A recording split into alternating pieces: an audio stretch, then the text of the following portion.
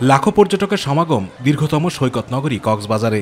নীল সমুদ্রের শীতল পানিতে উচ্ছ্বাসে মেতেছে সব বয়সী পর্যটক। কেউ বা জেট স্কি নিয়ে ছুটছেন সমুদ্র মাঝে, আবার কেউ বা চড়ছেন ইজি বাইক বা ঘোড়ায়, আবার কেউ কেউ মুহূর্তটুকু ধরে রাখতে ছবি তুলতে ব্যস্ত।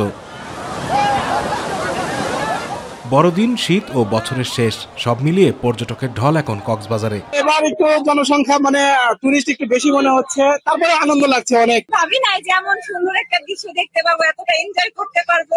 আমরা হোটেল বুক করে আসছি ঢাকা থেকে, এখানে আনন্দ করবো, গোসল করবো, ঘুরবো ফিরবো। এখানে হোটেল পাওয়া খুবই টাফ। আমাদের আগাম বুকিং দেওয়া উচিত ছিল, এখানে আমরা একটু ভুল করছি। সাগর তীরের কলাতলি ও আশেপাশের 5 শতাধিক হোটেল মোটেলগুলোতেও এখন পর্যটকে মুখর। রুম ফাঁকা নেই কোথাও। এবছরের শেষ দিন পর্যন্ত অধিকাংশ হোটেল মোটেলের রুম বুকিং শেষ, জানিয়েছেন হোটেল মোটেল গেস্ট হাউস মালিকরা। ব্যবসাও চলছে ভালো বললেন তারা। ব্যবসা অনেক ভালো চলছে এবং টুরিস্টের পরিমাণও অনেক বেশি।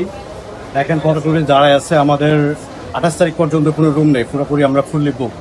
31 সহ আমাদের শুক্র শনিবার সহ উইকডেজ যেগুলো আছে এগুলো তো আমাদের সকল রুম অলরেডি বুকড হয়ে আছে।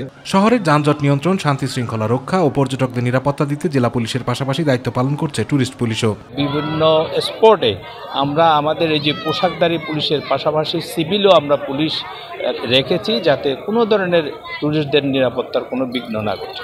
এদিকে পর্যটকদের নিরাপত্তা জোরদার এবং সেবা নিশ্চিতে মাঠে কাজ করছে জেলা প্রশাসনের নির্বাহী ম্যাজিস্ট্রেটের নেতৃত্বে একাধিক মোবাইল টিম। আতিকুর রহমান তিতাস, মাই টিভি।